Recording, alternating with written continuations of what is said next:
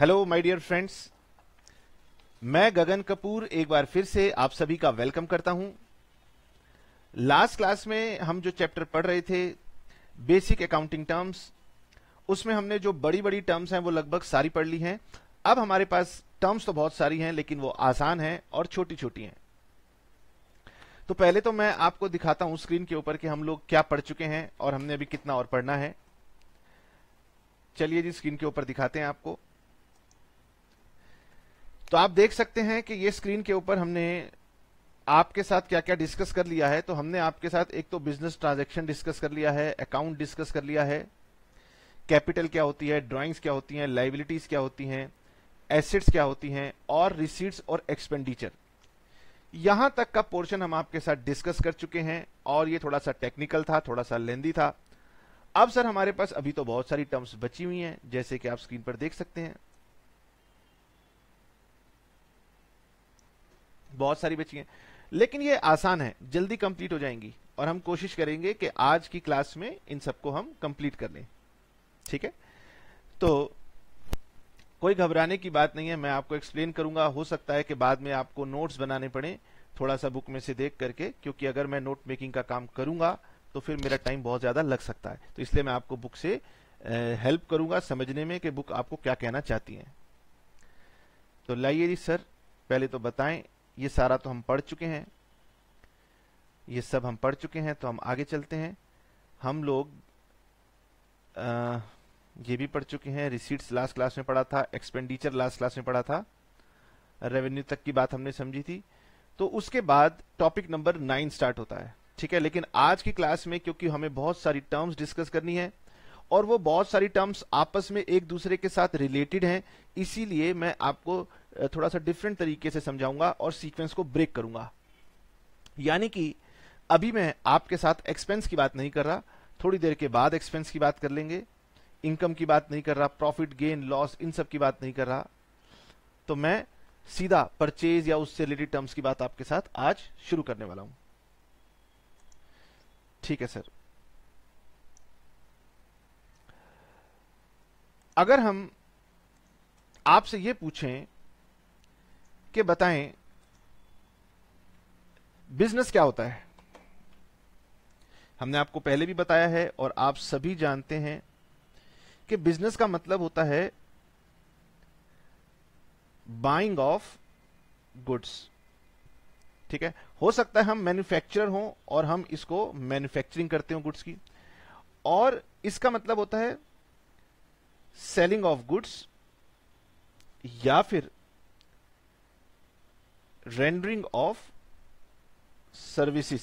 जैसे मैं services render करता हूं, कुछ लोग गुड्स को सेल करते हैं और कुछ लोग ऐसे भी होते हैं जो दोनों काम करते हैं। तो हमारा बिजनेस क्या है? Buying of goods, selling and selling them for profit. और इसके लिए हम ये काम हम प्रॉफिट के लिए करते हैं। तो इनसे रिलेटेड कुछ चीजें मैं आपके साथ आज डिस्कस करूंगा। तो सर कहां से स्टार्ट करें? ठीक है, तो मैं स्टार्ट करना चाहता हूं सबसे पहले परचेज के साथ।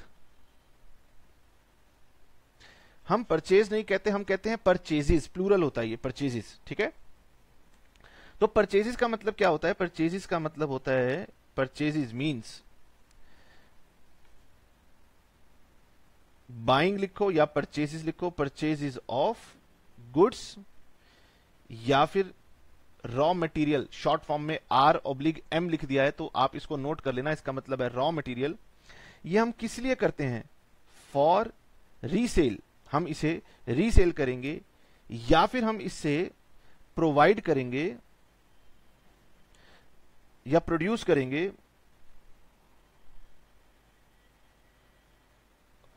और producing goods which are to be sold. यानी कि हम गुड्स को परचेज करके लाते हैं। ये गुड्स क्या होते हैं बेटे? ये गुड्स होते हैं जो हमारी फिजिकल आइटम्स हैं जिसमें हम डील करते हैं, उसको हम गुड्स बोलते हैं। जैसे कि मैं कहता हूं कि आपके मार्केट में आप गए और मार्केट में आपने देखा बुक शॉप थी, तो मैंने पहले भी बताया था बुक शॉप में जो भी सामान पड़ा है उससे हम गुड्स बोलते हैं। सर हम गए शॉपिंग करने के लिए गए और हम लोग एक क्या कहते हैं क्लोथ्स का शोरूम था, वहां गए तो वहां जो भी कपड़े आपको दिखाई देते हैं वो सब हमारे गुड्स हैं। सर हम एक इलेक्ट्रॉनिक शोरूम में गए तो वहां जितने भी इलेक्ट्रॉनिक अप्लायंसेज वो सेल कर रहे थे, टीवी है, फ्रिज है, वॉशिंग मशीन है, लैपटॉप हो गया, एलईडी टीवी हो गया, वो सारे हमारे क्या कहलाएंगे, गुड्स कहलाएंगे।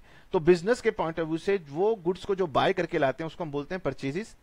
और ये परचेजेस वो लोग भी करते हैं जो मैन्युफैक्चरिंग करते हैं, ठीक है। तो जो मैन्युफैक्चरिंग करते हैं वो भी परचेज करके लाते हैं, लेकिन उसको हम कई बार रॉ मटेरियल बोलते हैं, मैं आपको समझाऊंगा उसके बारे में भी। तो ये हमने परचेज किया, ठीक है। अब क्या होता है, कई बार हम गुड्स को परचेज करके लाते हैं और फिर हमें लगता है कि यार ये गुड्स ना ठीक नहीं है, या हमारे पास जो हमने ऑर्डर दिया था हमें दूसरे गुड्स रिसीव हो गए, तो हमें कई बार क्या करना पड़ता है, इन गुड्स को रिटर्न करना पड़ता है। तो हम इसे बोलते हैं परचेज रिटर्न्स। तो परचेज के साथ साथ एक टर्म आएगी परचेजेस रिटर्न्स, ठीक है। और परचेजेस रिटर्न का एक नाम और होता है जो कि अभी हम पढ़ लें तो अच्छा है, वरना में बाद में दिक्कत होगी। इसका एक नाम होता है रिटर्न्स आउटवर्ड। तो रिटर्न्स आउटवर्ड या परचेज रिटर्न की अगर हम बात करें तो इसका मतलब होता है कि हमने परचेजेस रिटर्न टू, क्या कहूं, सप्लायर कह सकता हूं या फिर सेलर कह सकता हूं। तो मैंने गुड्स रिटर्न कर दिए, ठीक है, इसे हम बोलते हैं रिटर्न आउटवर्ड। नाउ अब सर ये परचेज कैसे होंगी? ये परचेज हो सकती हैं कैश में। कैश में परचेज करने का मतलब क्या होता है कि हमने जिनसे गुड्स बाय किए हमने इमीडिएटली उनको पेमेंट दे दी। जैसे आप मार्केट में जाते हैं, किसी भी शॉप में आप जाते हैं, स्टेशनरी वाली की शॉप में आप गए, आपने अपनी बुक्स परचेज की, रजिस्टर परचेज किया, पेन परचेज किया और आपने उसको पेमेंट कर दी, ठीक है। तो ये क्या कहलाएगी? आपके लिए ये कहलाएगी कैश परचेज, ठीक है। हालांकि आप बिजनेस नहीं कर रहे, तो सोचिए एक बिजनेसमैन दूसरे बिजनेसमैन के पास गया, उसने उससे परचेज किया और payment they the, that is called cash purchase. हालांकि बिजनेस में ऐसा कम होता है। बिजनेस के अंदर जनरली जो हमारी परचेज होती हैं वो ऑन क्रेडिट होती हैं। जो परचेजेस होती हैं वो हमेशा तो नहीं, बट मोस्टली ये आपको मिलेंगी क्रेडिट में, ठीक है। इसको हम बोलते हैं क्रेडिट परचेजेस। अच्छा, जब परचेजेस हमारी क्रेडिट में होती हैं तो वो जो पर्सन होता है जिससे हमने परचेज किया है उस पर्सन को या तो हम बुलाते हैं सप्लायर या फिर हम उसे बुलाते हैं क्रेडिटर। तो आगे चल के आपको एक टर्म मिलने वाली है क्रेडिटर। तो क्रेडिटर कौन होते हैं? जिस पर्सन से मैंने गुड्स परचेज किया है और मैंने उस पर्सन को अभी पेमेंट नहीं किया, मैंने उसको प्रॉमिस कर दिया कि मैं आपको फ्यूचर में पे करूंगा, तो हम उस पर्सन को क्या बोलते हैं? क्रेडिटर बोलते हैं, ठीक है। अच्छा सर, क्रेडिटर बोलते हैं, तो क्रेडिटर का मीनिंग हम यहां पर नोट कर लेते हैं जिससे कि आपको याद रहे। तो क्रेडिटर का मीनिंग हो गया person to whom amount is payable, हमने जिसे पैसा देना है, किस लिए? Against credit purchase of goods. Goods भी हो सकता है और सर्विसेज भी हो सकती हैं। तो आपको याद रखनी है टर्म परचेज, आपको याद रखनी है टर्म परचेजेस रिटर्न्स या रिटर्न आउटवर्ड, और आपने याद रखनी है उससे एक related term that is called creditor. अच्छा, अब सर मैं लेट अस सपोज थोड़ी देर के लिए आप एज्यूम कर लीजिए कि आप सप्लायर हो। आप खुद को सोचो, आप क्या हो? सप्लायर हो। मैं कौन हूं? मैं एक बिजनेसमैन, आपका कस्टमर हूं। आपके पॉइंट ऑफ व्यू से अब मैं बात कर रहा हूं, ठीक है। आप बिजनेस करते हो, मैं भी बिजनेस करता हूं, लेकिन आपने अपने पॉइंट ऑफ व्यू से सोचना है। मैं आपके पास आया, मैंने कहा सर मैंने सुना है कि आप, चलो मैं फर्नीचर की बात करता हूं, ठीक है। तो मैंने कहा मैंने सुना है जी आप फर्नीचर सेल करते हो। आपने कहा हाँ जी सेल करता हूं। मैंने कहा सुना है आपकी फैक्ट्री, आप फर्नीचर बनाते भी हो। आपने कहा हाँ जी मैं बनाता हूं। मैंने कहा मैं भी फर्नीचर सेल करता हूं। कह रहे वाह बड़ी खुशी की बात है, आइए बैठिए, बताएं क्या लेंगे? चाय चलेगी, कॉफी चलेगी, कोल्ड ड्रिंक चलेगी? मैं कहा चलो चाय पी लेंगे, कोई बात नहीं, चाय पे चर्चा होगी। उन्होंने कहा ठीक है जी आइए चाय पीते हैं, बताएं कैसे आना हुआ। तो चाय पीते पीते बातें हो रही हैं। मैं कह रहा हूं मेरा भी फर्नीचर का बिजनेस है और आपका भी फर्नीचर का बिजनेस है। तो क्योंकि हम दोनों सेम बिजनेस में हैं, आपका इंटरेस्ट है सेल करने में, तो मैं आपसे फर्नीचर लेना चाहता हूं, खरीदना चाहता हूं। आपने कहा बड़ी खुशी की बात है सर, मजा आ गया आपसे, तो आप कितने अच्छे इंसान हैं, आप भगवान का रूप हैं मेरे लिए। दुकानदार कहता है ग्राहक मतलब भगवान का रूप, ठीक है। परंतु मैंने उससे कहा कि देखिए मैं आपसे सामान लूंगा, लेकिन ना मैं आपको इसके पैसे जो है ना 3 महीने के बाद या 6 महीने के बाद दूंगा। अब आप व्यापारी हैं, मैं आपसे सामान खरीदने के लिए आया हूं और मैं आपसे कह रहा हूं कि जी मैं आपको ये जो पैसे दूंगा ना, ये मैं आपको 3 महीने या 6 महीने के बाद दूंगा। एक बार को मान लेते हैं कि चलिए आपने बात एक्सेप्ट कर लिया, आपने कहा चलो कोई बात नहीं, ले जाओ, आप अच्छे आदमी लग रहे हो, ले जाओ, तो मैंने ले लिए, ठीक है। अब मेरी तरफ से सोचिए, मैंने आपसे खरीदा है, बताओ क्या मैंने आपको पैसे दे दिए? नहीं। तो यानी कि मैं कहूंगा कि आप मेरे कौन हैं? क्रेडिटर हैं। यहां तक की बात तो आपने समझ ली। अब आपने अगली बात बोली, कपूर साहब देखिए बुरा मत मानिएगा, आजकल ऐसा है जमाना भरोसे करने के लायक नहीं है। कल को अगर आपने मुझे पैसे नहीं दिए तो मुझे बहुत तकलीफ हो सकती है। मैंने कहा जी नहीं हुआ तो कर लेंगे, चिंता मत कीजिए, पैसे मिल जाएंगे, नहीं हुआ तो आपका सामान वापस करेंगे। उन्होंने कहा नहीं नहीं देखो, अब सामान वापस कौन लेना चाहता है, आने जाने में टूट जाएगा, मुझे तो पैसे चाहिए। और पता नहीं आजकल इतना मार्केट में ऐसा इकोनॉमी का सिस्टम रहता है, कब कौन पेमेंट देने से मना कर दे। तो ऐसे में मैं कल किसी व्यक्ति को बोलूं कि भाई मैंने कपूर साहब से पैसे लेने थे, और कपूर साहब कहें जी मैं तो पैसे दे के लाया था सामान, तो दिक्कत हो सकती है ना। कल को आप कहो जी मैं तो आपसे सामान लेने आया ही नहीं था, आप उससे भी इंकार कर सकते हो, बहुत सारी बातें हो सकती हैं। अब मैं व्यापार में उलझन में नहीं पड़ना चाहता, प्लीज एक काम कीजिए, एक पेपर उठाइए, ठीक है, आप एक पेपर उठाइए, ये मेरे पास कुछ पेपर्स हैं, पेपर उठाइए। उन्होंने कहा कि इस पेपर के ऊपर लिख करके दीजिए कि मैं गगन कपूर इस बात का वायदा करता हूं कि मैं आपको 6 महीने के बाद ये जो रकम है, ये जो पैसा है, ये लौटाऊंगा। मैंने कहा क्या बात है, आपको मेरे ऊपर भरोसा नहीं है? आप कह रहे हो सर अब हम आपके स्टूडेंट नहीं है, अब हम आपके व्यापारी हैं, हमें आप भरोसे की बात मत करो, अगर आपने पैसा देना है तो लिख के देने में बुराई क्या है, लिख दो ना। मैंने कहा अच्छा तुम ऐसे नहीं मानोगे, बहुत शैतान हो।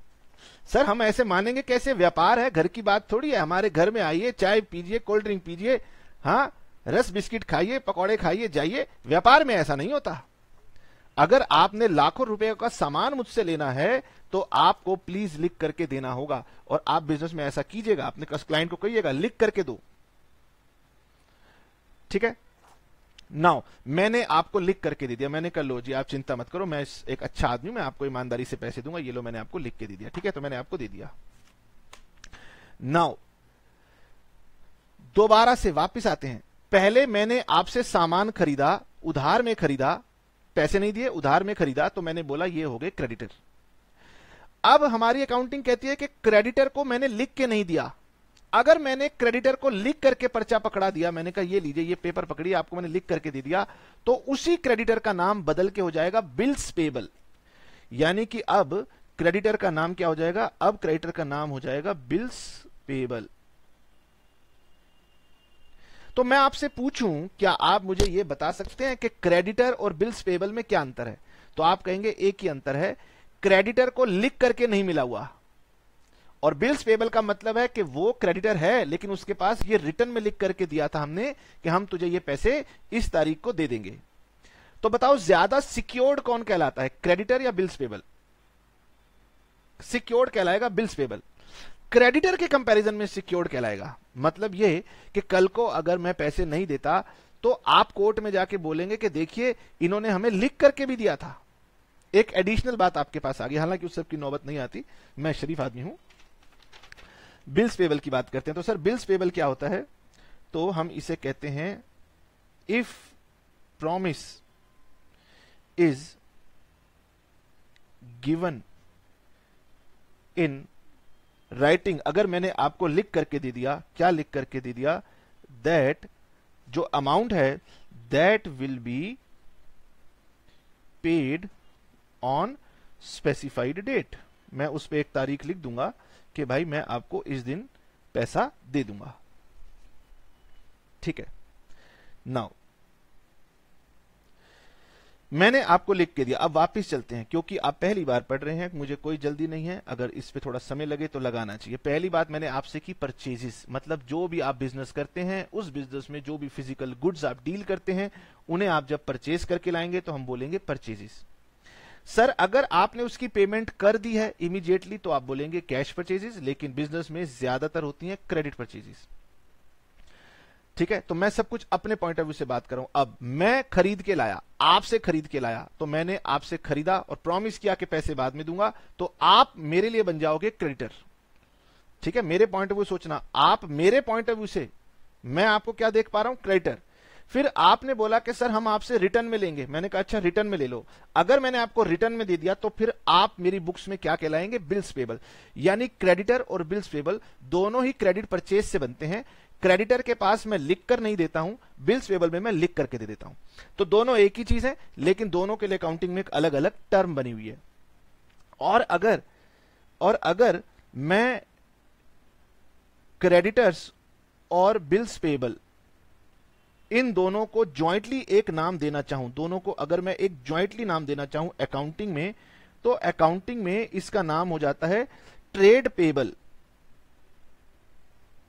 तो आपने मेरे साथ साथ कितनी टर्म समझ ली, एक तो आपने समझी परचेजेस, दूसरी समझी कैश परचेजेस, तीसरी समझ ली आपने क्रेडिटर, चौथी टर्म आपने मेरे साथ डिस्कस की बिल्स पेबल, और क्रेडिटर और बिल्स पेबल को मिला के हम बोलते हैं ट्रेड पेबल। ठीक है, इसके साथ साथ हमने डिस्कस कर दी एक टर्म परचेज रिटर्न्स या फिर रिटर्न आउटवर्ड। तो मैंने आपके साथ 7 टर्म एक्सप्लेन कर दी। नाउ परचेज में से हम परचेज रिटर्न्स को माइनस किया करेंगे, और जब हम इसे माइनस करेंगे तो इसका नाम बन जाया करेगा नेट परचेजेस। ठीक है, तो मान लीजिए आप 10 लाख रुपए का सामान परचेज करके लाए, और उसमें से 10 लाख में से आपने 1 लाख का सामान सप्लायर को वापस कर दिया, तो इसका मतलब आपके पास नेट में एडजस्ट करने के बाद 9 लाख रुपीस की परचेज बच गई, उसको हम बोलते हैं नेट परचेजेस। अब नेट परचेजेस का आप क्या करेंगे, सर अब हम इसको मार्केट में सेल करेंगे। ठीक है, चलिए, अब हो सकता है कि ये जो क्वांटिटी आपके पास नेट में क्वांटिटी थी, इसको आपने सेल करने की कोशिश की। बिजनेस में पहले हम सामान को परचेज करते हैं, फिर हम सामान को सेल करते हैं। अब मैंने फर्नीचर परचेज तो कर लिया, अब मैंने इसको सेल करने की कोशिश की। हो सकता है इसमें से कुछ क्वांटिटी मुझसे सेल हो जाए। ठीक है, और हो सकता है कि मेरा जो हम अकाउंटिंग में काम करते हैं, हम ईयर वाइज काम करते हैं। जैसे आपके एजुकेशन में एक ईयर होता है, आपने 10th कंप्लीट की, 11th में आई, 11th कंप्लीट की, 12th में आई, तो बिजनेस के अंदर हम ईयर का नाम लिख देते हैं। हम कहते हैं कि ईयर 1 कंप्लीट हो गया, ईयर 2 कंप्लीट हो गया, ईयर 3 कंप्लीट हो गया। तो जिस ईयर की मैं बात कर रहा हूं, उस ईयर में मैं कुछ गुड्स परचेज करके लाया और मैंने उसको सेल कर दिया। तो मैंने जो क्वांटिटी परचेज्ड की थी, उसका कुछ क्वांटिटी का पार्ट मेरा सेल हो गया। इसको हम नाम दे देते हैं, cost of goods sold. Cost of goods sold, क्योंकि हमारी अकाउंटिंग में सब कुछ मॉनेटरी टर्म्स में चलता है, इसीलिए मान लीजिए मैंने परचेज की 10 लाख की, जिसमें से मैंने रिटर्न की मान लीजिए 1 लाख की, और मेरे पास नेट परचेजेस साल भर में थी 9 लाख की। इस 9 लाख रुपीस में से मैंने लेटर सपोज सेल करने की कोशिश की, और मैं केवल 5 लाख रुपए वाली परचेज को ही बेच पाया। नो डाउट मैंने इन 5 लाख वाले सामान को हो सकता है 15 लाख में बेचा हो, वो उसकी बात नहीं हो रही। इसमें से मैंने कितना सेल कर दिया, जितना मैंने सेल कर दिया उसको हम बोलेंगे कॉस्ट ऑफ गुड्स सोल्ड, और जितना रिमेनिंग अनसोल्ड मेरे पास रह गया, जितना रिमेनिंग अनसोल्ड मेरे पास रह गया, इसको हम बुलाते हैं स्टॉक, या इसको हम बुलाते हैं इन्वेंट्री। ठीक है, इसको हम बुलाते हैं स्टॉक, या इसको हम बुलाते हैं इन्वेंट्री। ठीक है, ये जो स्टॉक या इन्वेंट्री होती है, ये 3 तरह की होती है। एक तो होती है रॉ मटेरियल, एक होती है वर्क इन प्रोग्रेस, और एक होती है फिनिश्ड गुड्स। ये 3 तरह की हो सकती है, raw material, work in progress और फिनिश्ड गुड्स। और ये हमारा ईयर 1 है, ये हमारा ईयर 2 है, ये हमारा ईयर 3 है। Year 1, year 2, year 3। ओके, तो हमेशा ये इन्वेंट्री यहां पर होगी, यहां पर होगी, यहां पर होगी, यहां पर होगी, इन्वेंट्री हमेशा होगी।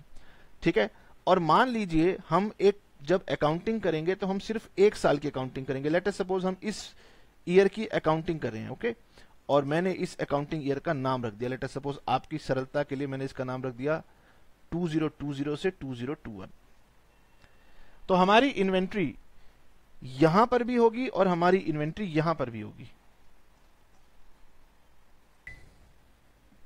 तो इसका नाम हो जाएगा ओपनिंग इन्वेंट्री या ओपनिंग स्टॉक, और इसका नाम हो जाएगा क्लोजिंग इन्वेंट्री या फिर क्लोजिंग स्टॉक। और इन्वेंट्री या स्टॉक का मतलब होता है अनसोल्ड परचेजेस। इसका मतलब यह हुआ कि आपने लेट अस सपोज यहां पर 15 लाख रुपए के गुड्स परचेज किए थे, जिसमें से हो सकता है 12 लाख रुपीस की परचेजेस आपने सेल कर ली हो, तो यहां पर 3 लाख का आपका स्टॉक बच गया हो। फिर ईयर 2 में लेट अस सपोज आपने 9 लाख रुपीस के गुड्स परचेज किए, जिसमें से 5 लाख के तो आपने सेल कर दिए, तो पुराने वाले 3 लाख प्लस इस साल के टोटल 4 लाख, 9 में से 5 लाख सोल्ड हो गए तो 4 लाख बच गया, तो क्लोजिंग इन्वेंट्री 7 लाख। ये चलती रहेगी। हालांकि आप ये वैल्यू समझ पाए कि मैंने कैसे निकाली, मैंने इसमें ऐड किया और इसको मैंने माइनस किया, तो जो बैलेंस आ गया वो ये आ गया।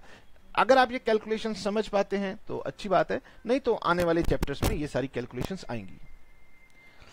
ठीक है, अब देखिए सर, हमने जब परचेज किया था तो हमने परचेज किया था गुड्स। ठीक है, इसे आप फिनिश गुड्स कह सकते हो। हमने परचेज किया था रॉ मटेरियल, ओके। लेकिन जब ये सामान बच गया तो आपने इसका नाम रॉ मटेरियल, ठीक है, गुड्स भी ठीक है। सर ये कहां से आ गया, ये वर्क इन प्रोग्रेस कहां से आ गया? बच्चा कह रहा है कि सर ये नई आइटम कैसे बीच में आ गई। अब मैं आपको बताता हूं। हमारा बिजनेस है, और हमारा बिजनेस कैसा है, हम एक ट्रेडर हैं। ट्रेडर ओनली गुड्स में डील करता है, लेकिन हो सकता है आप मैन्युफैक्चरिंग का बिजनेस करते हो। अब क्योंकि इस स्टेज पे मैं आपको मैन्युफैक्चरिंग में 2 ही बातें समझा सकता हूं, या तो मैं कह सकता हूं कि मान लीजिए आप गारमेंट्स मैन्युफैक्चर करते हैं, ये आसान है, या मैं बात करूं कि आप फर्नीचर मैन्युफैक्चर करते हैं तो आसान है।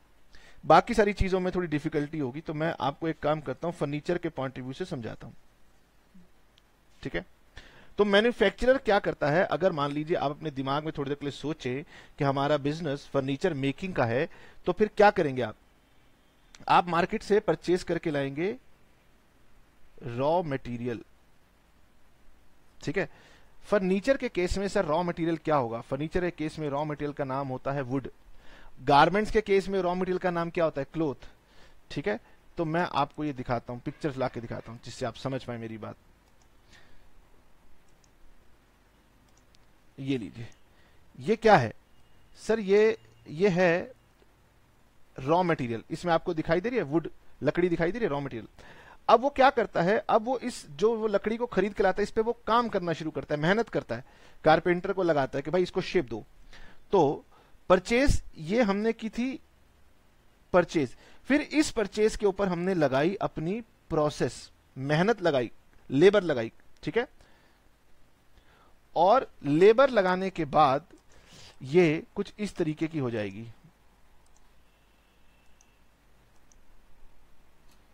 ये इस तरीके की हो जाएगी। ठीक है, मुझे बताइए ये क्या कर रहा है? ये सर फर्नीचर बना रहा है, या हम ये कहें ये चेयर बनाने की कोशिश कर रहा है, या ये चेयर बना रहा है। मैं पूछना चाहता हूं कि क्या ये चेयर पूरी बन गई है या नहीं बनी है? सर ये अभी बन रही है।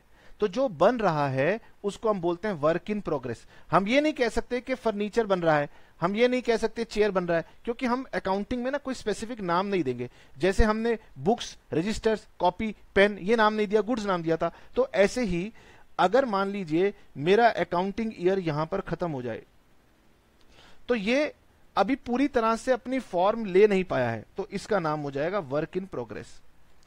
तो वर्क इन प्रोग्रेस का मतलब होता है हमारा प्रोडक्ट सेमी फिनिश्ड कंडीशन में है। ठीक है, हो सकता है कि आपकी ये प्रोसेस कंप्लीट हो जाए, तो कंप्लीट हो जाए तो ये फर्नीचर बन जाए। तो अब मैं कुछ फर्नीचर का और एग्जांपल ले आता हूं। बना हुआ फर्नीचर कैसा होगा, ये लीजिए।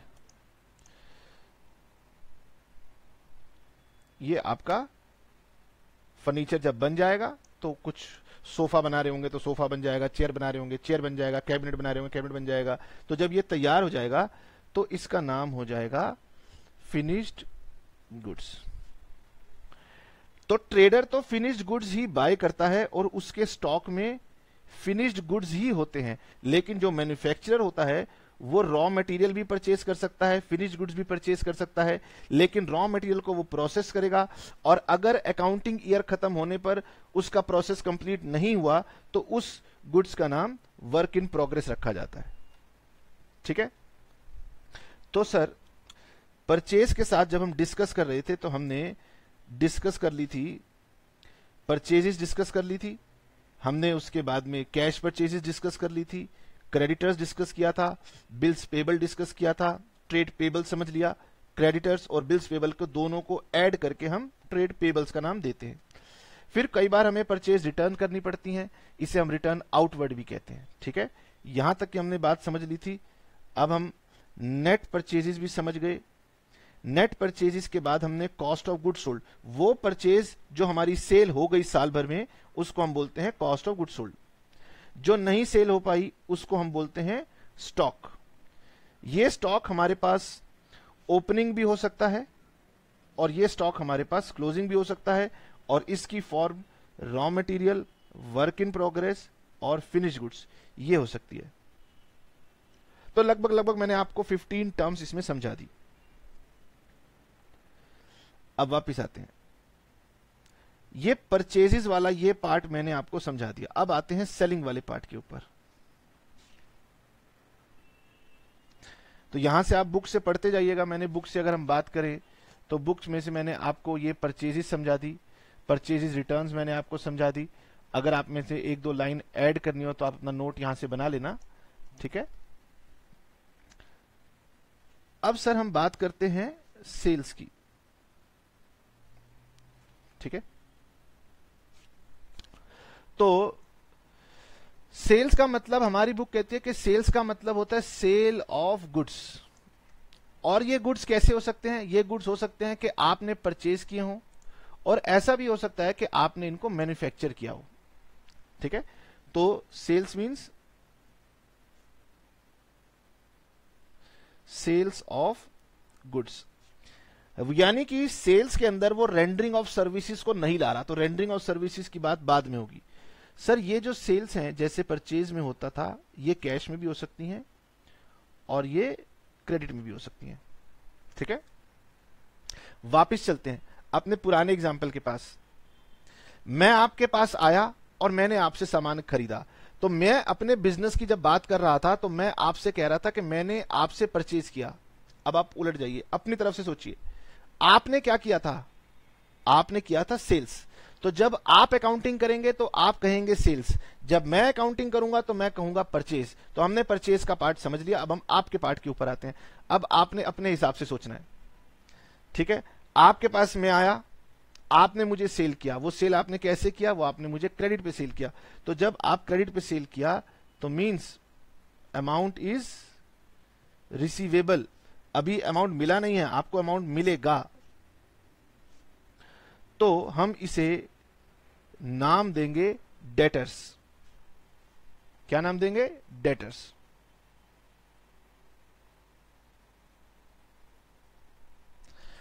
तो यहां पर देखिए, डेटर इज अ पर्सन और an entity who owes money to the enterprise against credit sale of goods और services rendered.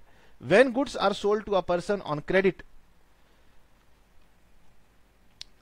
when goods are sold to a person on credit, that person is called debtor। तो मैं यानी कि अब आप मुझे कह रहे हैं, आपके लिए मैं यानी गगन कपूर क्या बन गया? डेटर बन गया। ठीक है, नाउ अब मैंने आपको राइटिंग में दे दिया।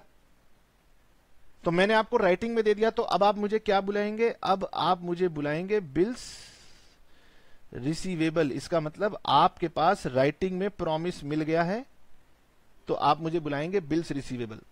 ठीक है, और डेटर्स और बिल्स रिसीवेबल अगर हम इन दोनों को ऐड कर दें,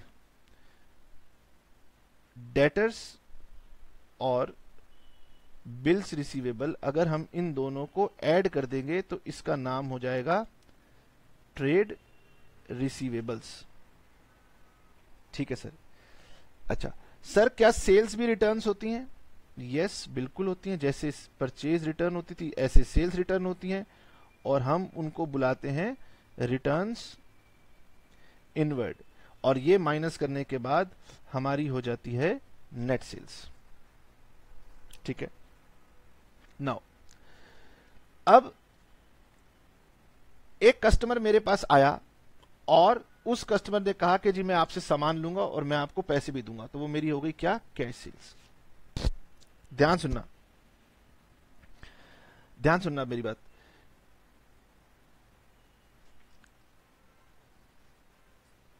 जब मैं सेल कर रहा था तो या तो मेरी सेल्स क्रेडिट हो सकती थी या फिर मेरी सेल्स कैश हो सकती थी।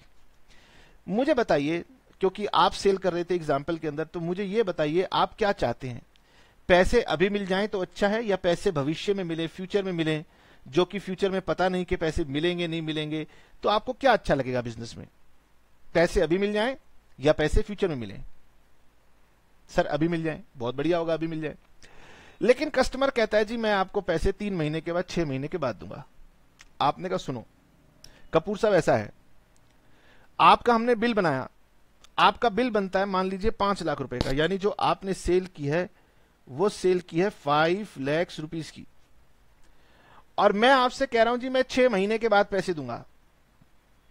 आपने बोला कपूर साहब एक बात सुनिए मेरी, अगर आप मुझे पेमेंट आज ही कर दो, ध्यान सुनना, अगर आप मुझे पेमेंट आज ही कर दो तो मैं इसमें से 10% लेस कर दूंगा, यानी कि 50,000 रुपीज लेस कर दूंगा। अगर आप मुझे आज पेमेंट दे दो तो मैं आपसे 4.5 लाख लूंगा, और अगर आप मुझे 6 महीने के बाद पेमेंट दोगे तो मैं आपसे पूरे के पूरे 5 लाख रुपीज लूंगा। बताओ क्या करना है? मैंने थोड़ी देर सोचा, मैंने कहा यार पैसा बैंक में पड़ा है, चलो यार इससे कुछ फायदा मिल रहा है, ले लो। मैंने कहा ऐसा करो पैसा अभी ले लो। तो आपने क्या किया? आपने कहा ठीक है जी 4.5 लाख रुपए दीजिए। तो आपने मुझसे 4.5 लाख रुपीज ले लिए और इसकी नौबत नहीं आई। ठीक है, आपने भी कोई नुकसान नहीं किया, चिंता मत कीजिए, आगे चल के पढ़ेंगे, आपने कुछ नुकसान नहीं किया। तो ये जो मैंने अमाउंट रिड्यूस किया इसे हम बुलाएंगे कैश डिस्काउंट, यानी कि कैश मैंने लेने के लिए डिस्काउंट किया, that is called cash discount. तो discount given to get immediate payment in cash. अगर कोई डिस्काउंट देने से मुझे वो पेमेंट इमीडिएटली मिल जाए तो हम उसे बोलते हैं कैश डिस्काउंट। ठीक है, it is known as cash discount. Okay, अब दूसरा एग्जांपल लेते हैं। दूसरा एग्जांपल ये कि जी सेल करनी थी, कस्टमर आया, कस्टमर ने बोला जी आप सुना है ऑफिस चेयर रखते हैं? आपने कहा हाँ जी रखते हैं, हमारा काम है, हम ऑफिस चेयर को सेल करते हैं और हमारी एक चेयर का प्राइस 2500 है। कस्टमर आया, उसने आपसे एक चेयर मांगी, आपने 2500 रुपीज में उसको चेयर दे दी। अब सुनिए, अब मैं आपके पास आता हूं, फिर वही कहानी, मैं कह रहा हूं जी मेरा भी बिजनेस है। ठीक है, अब एक कस्टमर आपके पास आता है चेयर लेने, आप 2500 रुपीज की दोगे, आप चेयर मुझे दे दो, मैं अपनी शॉप में रखूंगा और अपनी शॉप में इसको बेचूंगा। तो आपने कहा कपूर साहब 2500 रुपए की चेयर है, बताओ कितनी चाहिए? मैंने कहा जी अगर 2500 रुपए की चेयर मैं आपसे लेके जाऊंगा 2500 की, तो कस्टमर को कैसे सेल कर पाऊंगा? मुझे भी तो प्रॉफिट चाहिए। यानी मैं कस्टमर को कहूंगा कि भैया 3000 की चेयर है, तो मैं सेल नहीं कर पाऊंगा। वो कहेगा नहीं आप महंगी दे रहे हो, मेरी सेल नहीं होगी।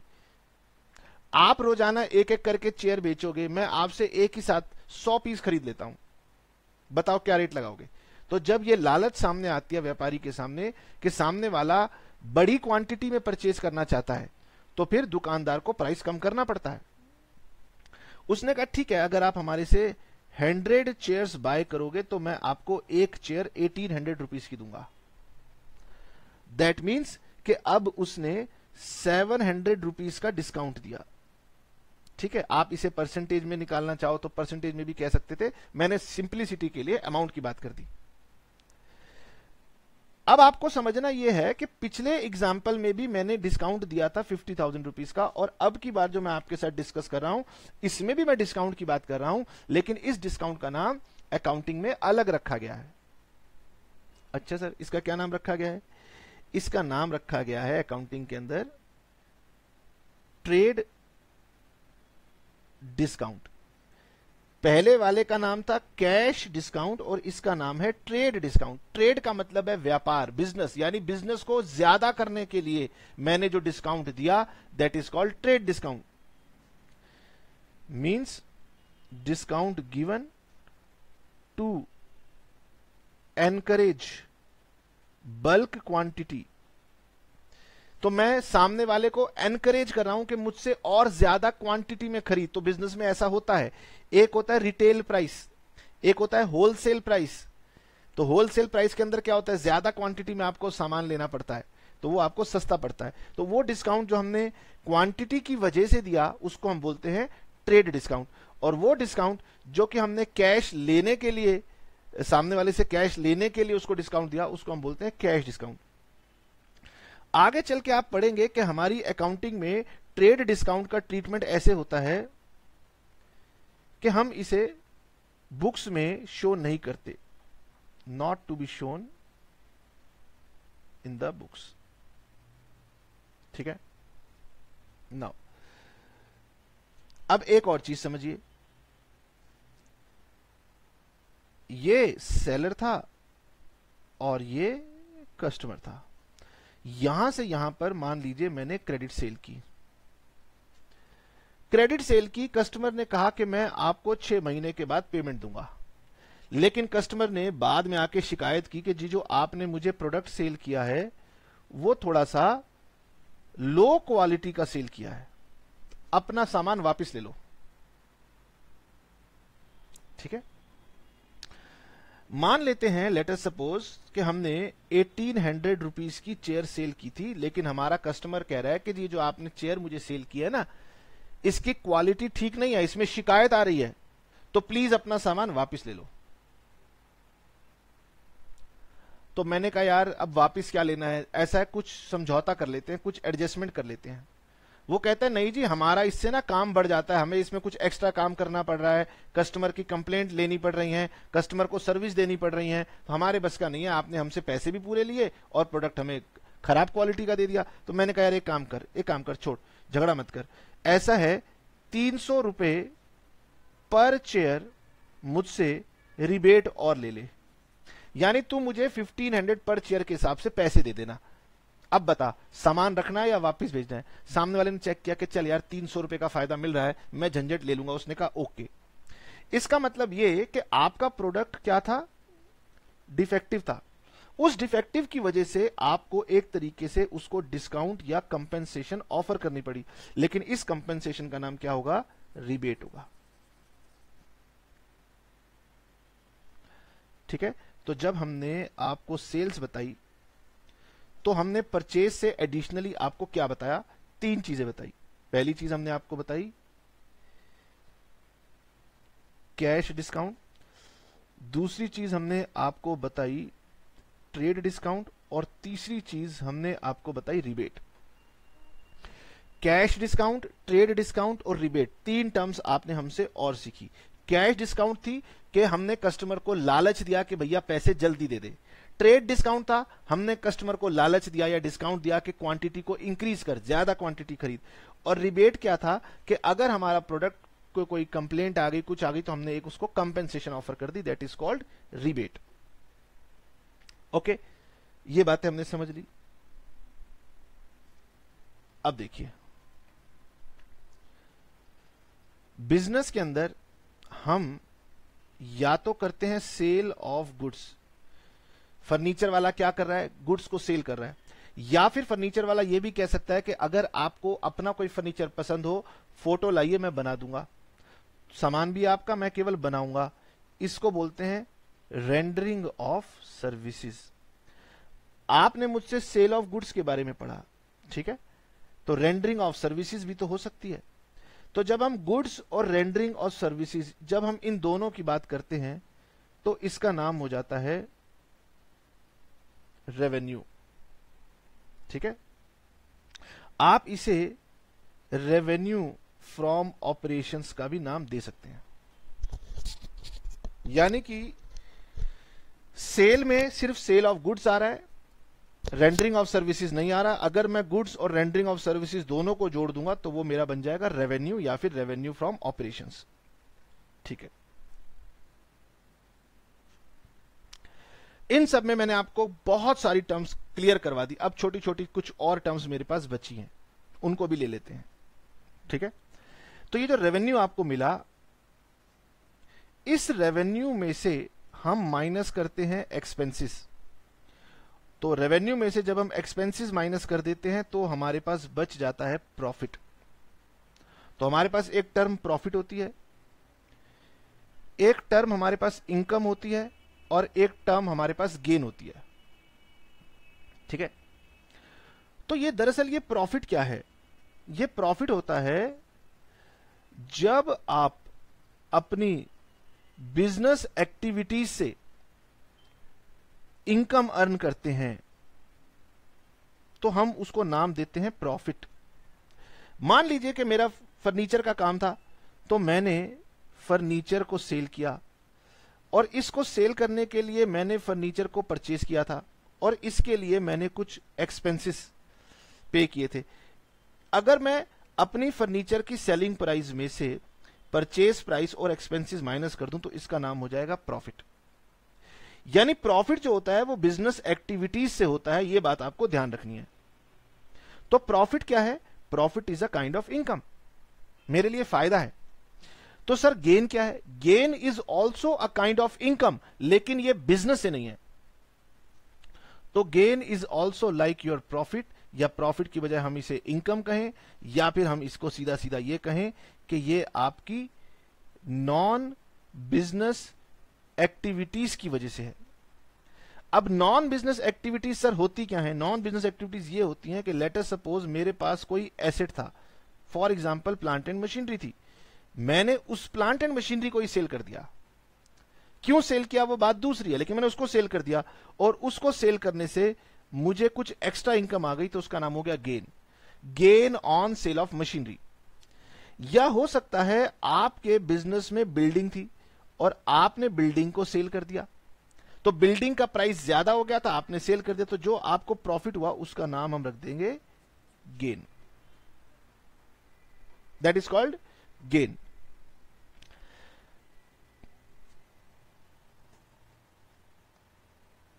थोड़ी सी पेशेंस आपको रखनी है, मैं नहीं चाहता कि मुझे एक क्लास और लेनी पड़े, तो हम इसलिए इन सबको भी साथ में कंप्लीट करते हुए चल रहे हैं।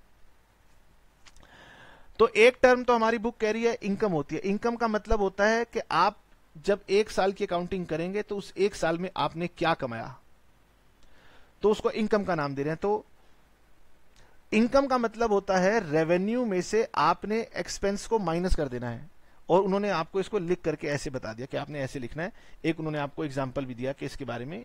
ठीक है, अब सर प्रॉफिट क्या है? तो प्रॉफिट यह है कि जो आपकी बिजनेस एक्टिविटीज से जो इनकम हुई उसको हमने प्रॉफिट का नाम दिया। अब ये आप धीरे धीरे समझ जाएंगे कि प्रॉफिट दो तरीके के होते हैं, एक ग्रॉस प्रॉफिट होता है, एक नेट प्रॉफिट होता है। ठीक है, इसके बारे में हम जानेंगे, और अगर आप अभी जानना चाहो तो मैं आपको इसके बारे में बता सकता हूं कि हमारी अकाउंटिंग कहती है, लेट अस सपोज आपने सेल की 25 लाख की, परचेज की 15 लाख की, और आपने मान लीजिए खर्चे किए 6 लाख के। तो मैं जब इसमें से माइनस करूंगा 25 लाख माइनस 15 लाख और माइनस 6 लाख, तो मेरे पास यहां पर बच गया 4 लाख। इस 4 लाख का नाम प्रॉफिट है और इसका नाम नेट प्रॉफिट है। अगर मैं केवल यहां पर प्रॉफिट निकाल लूं, यानी कि सेल प्राइस में से सिर्फ परचेज प्राइस को माइनस करूं, तो ये भी प्रॉफिट है 10 लाख का, लेकिन इसका नाम ग्रॉस प्रॉफिट है। यानी एक बीच का पड़ाव है जहां पर हम बीच में एक बार एक प्रॉफिट निकालते हैं और फिर आगे जाके फाइनली एक और प्रॉफिट निकालते हैं। अब मान लीजिए जैसे आपके स्कूल में एग्जाम होते हैं, तो क्यों नहीं आपका स्कूल एक ही बार फाइनल एग्जाम ले लेता? वो भी तो मिड टर्म एग्जाम लेता है। ऐसे हमारी अकाउंटिंग भी है, वो भी कहते हैं कि प्रॉफिट एक बार मिड वे में निकालो, एक बार फाइनली निकाल लेना। जो मिड वे का प्रॉफिट है वो होता है sales price minus purchase price, उसको हम बोलते हैं ग्रॉस प्रॉफिट। और जो हमारा फाइनल प्रॉफिट होता है उसको हम बोलते हैं नेट प्रॉफिट। ठीक है, ये सब बेसिक अकाउंटिंग टर्म है, केवल सुन लेनी है। आगे चल के तो आप मेरे से ज्यादा इनको अच्छा एक्सप्लेन करोगे जब आप प्रैक्टिकल करना सीख जाएंगे। अच्छा, तो सर फिर गेन क्या होता है? गेन होता है जो आपकी डे टू डे एक्टिविटीज से अलग नेचर का है, उसको हम गेन बोलते हैं। तो उन्होंने एग्जांपल दिया कि जैसे कि आपने अपने किसी एसेट या इन्वेस्टमेंट को सेल किया, उससे आपको जो प्रॉफिट हो गया उसको उन्होंने नाम दिया गेन। सर क्या बिजनेस में हमेशा प्रॉफिट ही होगा? नहीं भाई, बिजनेस में तो लॉस भी हो सकता है। तो ये लॉस हो गया। अगर हमारे खर्चे ज्यादा निकले और हमारा रेवेन्यू कम हुआ तो हमें लॉस हो सकता है। ठीक है, तो यहां पर ये आपका चैप्टर कंप्लीट हो जाता है। सिर्फ एक छोटी सी चीज और बच गई जो कि मैं आपको जाते जाते बता देता हूं कि 2 टर्म मेरे पास और है। एक टर्म है एक्सपेंडिचर और एक टर्म है एक्सपेंस। ठीक है, और प्रॉफिट मैं जब भी निकालता हूं एक पीरियड का निकालता हूं। ठीक है, अब इस पीरियड में जब मैंने कोई एक्सपेंडिचर किया,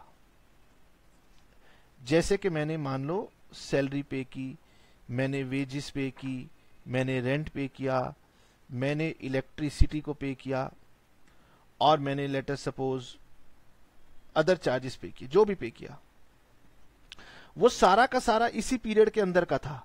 लेकिन कुछ ऐसे एक्सपेंडिचर होते हैं जो कि मान लीजिए मैंने यहां पर एक खर्चा किया, ठीक है, इसका नाम था इंश्योरेंस प्रीमियम, और हमारा इंश्योरेंस प्रीमियम अक्सर 12 महीने का जाता है। हालांकि ऐसा अक्सर होता है, लेकिन अब फ्लेक्सिबल हो गया है, लोग कम भी पे करते हैं। तो मान लीजिए यहां पर मैंने एक इंश्योरेंस प्रीमियम पे किया। अकाउंटिंग कहती है कि जी आपका प्रॉफिट जो निकालना था वो केवल यहीं तक का निकालना था, और आपने ये खर्चा ज्यादा पे कर दिया, यहां तक का आपने पे कर दिया। तो यहां पर मैंने कितना अमाउंट पे किया? मान लीजिए मैंने यहां पर अमाउंट पे किया 12,000। तो गवर्नमेंट कह रही है, सॉरी अकाउंटिंग कह रही है कि भाई ये अमाउंट तो यहां से लेकर अकाउंटिंग पीरियड के आगे भी चला गया। ठीक है, तो ये 12,000 कहलाएगा एक्सपेंडिचर। इस एक्सपेंडिचर में से जितना पार्ट यहां तक का है उसको बोलते हैं एक्सपेंस, और जितना पार्ट ये इसके बाद का है इसको हम बोलते हैं प्रीपेड एक्सपेंस। ठीक है, तो यानी expense is that part of expenditure which is related to accounting period. Accounting period का जो अमाउंट है उसको एक्सपेंस कहेंगे। और ये यहां पर आपको बात समझाई गई है। वो कह रहे हैं expense is the cost incurred for generating revenue. Expense is the cost incurred for generating revenue. इसका मतलब ये हुआ कि जब मैंने आपसे कहा sales minus purchase minus expense, तो ये एक्सपेंस उतना ही दिखाना जितना इन दोनों से रिलेटेड हो। अगर ये आपने एक्स्ट्रा दे दिया है, अकाउंटिंग पीरियड के बाद का दे दिया है, या इन दोनों से एक्स्ट्रा आपने दे दिया है, ठीक है, तो उसको हम नाम दे देते हैं प्रीपेड एक्सपेंसेस। ठीक है, नाउ अब मैं आपको दोबारा समझाता हूं, आराम से मेरी बात समझिए। ये मेरा अकाउंटिंग पीरियड है 1, ये मेरा अकाउंटिंग पीरियड 2 है, ये मेरा अकाउंटिंग पीरियड 3 है। ये जो प्रीपेड एक्सपेंस है ये तो रेवेन्यू एक्सपेंडिचर के संबंध में है। मान लीजिए आपने मशीनरी परचेज की 2 लाख रुपए की, और ये मशीनरी इस ईयर में भी यूज होगी, इस ईयर में भी यूज होगी, इस ईयर में भी यूज होगी, कई सारे ईयर्स में यूज होगी। मुझे प्रॉफिट निकालना है केवल इस पीरियड का, तो बताएं क्या पूरा का पूरा 2 लाख रुपए खर्चे में डाल दूं? नहीं, जो 2 लाख की मशीन है वो हो सकता है 10 सालों तक चले, 10 ईयर्स तक चले। अगर वो 10 ईयर्स तक चलेगी तो मुझे तो प्रॉफिट 1 साल का निकालना है। इसका मतलब इस ईयर के अंदर मुझे इसका 1/10 हिस्सा केवल यही डालना चाहिए। This is called expense and this is known as depreciation. यानी कि एक्सपेंडिचर का पीरियड थोड़ा सा छोटा होता है, लेकिन फिक्स्ड एसेट्स जो होते हैं या कैपिटल एक्सपेंडिचर जो होते हैं उनका पीरियड बहुत बड़ा होता है। तो उनके में से जो एक पार्ट मेरे करंट ईयर का होता है उसको एक हम अलग से नाम दे देते हैं डेप्रिसिएशन। इसका मतलब जब हम P&L बनाएंगे तो यहां पर डेप्रिसिएशन दिखाएंगे 20,000, और जब हम बैलेंस शीट बनाएंगे तो यहां पर दिखाएंगे प्लांट एंड मशीनरी 1,80,000। हालांकि ये फ्यूचर में जब आप पढ़ेंगे चैप्टर्स तब आपको और ज्यादा क्लियर हो जाएगी। फिर आप ईयर 2 बनाएंगे तो ईयर 2 में भी जब आप P&L बनाएंगे तो डेप्रिसिएशन दिखाएंगे 20,000, और जब बैलेंस शीट बनाएंगे तो वहां पर अब प्लांट एंड मशीनरी 20,000 से और कम हो जाएगी 160। इस तरीके से ये चलती जाएगी और 10 सालों में जाकर के ये चार्ज होगी। तो एक्सपेंस है, इसमें सैलरीज की पेमेंट है, इसमें फिक्स्ड एसेट्स का डेप्रिसिएशन है, और इसमें तो बैड डेट्स भी है, decline in the value of investment भी है, और कॉस्ट ऑफ गुड्स सोल्ड भी है। सब कुछ मैंने बता दिया। एक चीज मेरे से छूट गई जो यहां पर आ गई, that is called bad debts. Sale की, क्रेडिट में सेल की, सेल करने से बना डेटर, सेल की 1 लाख रुपए की, और फिर बाद में ये मुझे पेमेंट नहीं दे रहा, भाग गया, मिल नहीं रहा कि मैंने किसको सेल किया था। तो भाई मेरे ये जो पैसे थे इसको बोलते हैं डूब जाना, और जो सेल के पैसे मेरे डूब जाएं उसको हम बोलते हैं बैड डेट्स। अमाउंट इररिकवरेबल या फिर लॉस्ट, ठीक है, इसको हम बोलते हैं, जो अमाउंट हमारा इररिकवरेबल हो गया, जो हमारा लॉस्ट हो गया, जो डूब गया, नहीं मिल पा रहा, उसको हम बोलते हैं बैड डेट्स। ठीक है, तो अब आप देखेंगे तो मैंने आपको लगभग सारी की सारी टर्म्स समझा दी हैं to best of my efforts. हालांकि जब आप प्रैक्टिकल करेंगे तो ये चीजें आपको और ज्यादा क्लियर हो जाएंगी, लेकिन स्टिल तब तक आपको आज की टर्म्स के लिए कुछ थोड़े बहुत नोट्स बनाने पड़े तो बनाइएगा, याद कीजिएगा। देखिए मैंने आपके साथ, अगर आप देखेंगे तो मोस्ट ऑफ द टर्म्स हमने आपके साथ डिस्कस कर ली हैं, और अगर इनमें से कोई एक आधी टर्म नहीं भी डिस्कस की होगी और आपको अगर वो समझ में ना आए बुक से रीड करने के बाद, तो घबराना मत, अपने पेरेंट्स से जाकर के पूछ लेना, वो भले बिजनेस करते हो या ना करते हो, वो भी आपको एक्सप्लेन कर देंगे। और तो और आजकल तो इतने इंटेलिजेंट बच्चे हैं, वो कहते हैं कि छोड़ो सर, हाथ में फोन होता है, गूगल करेंगे, गूगल बाबा बताएंगे, एलेक्सा बताएगी। खैर कोई बात नहीं, ठीक है। तो जब आप सब्जेक्ट पढ़ते हैं, आपको कुछ भी नहीं आता होता तो आप डरते हैं, लेकिन अब आप बहुत कुछ जानते हैं, तो अगर आप एफर्ट्स करने की कोशिश करेंगे तो जो चीज मैंने नहीं बताई होगी वो भी आपको समझ में आएगी। ठीक है, और अगर नहीं समझ में आई तो फिर तो बेकार है। ठीक है सर, हम आपकी बात समझ गए, थक गए, अब आप भी जाओ, हमें भी रेस्ट करने दो। Okay, tata, bye bye, see you.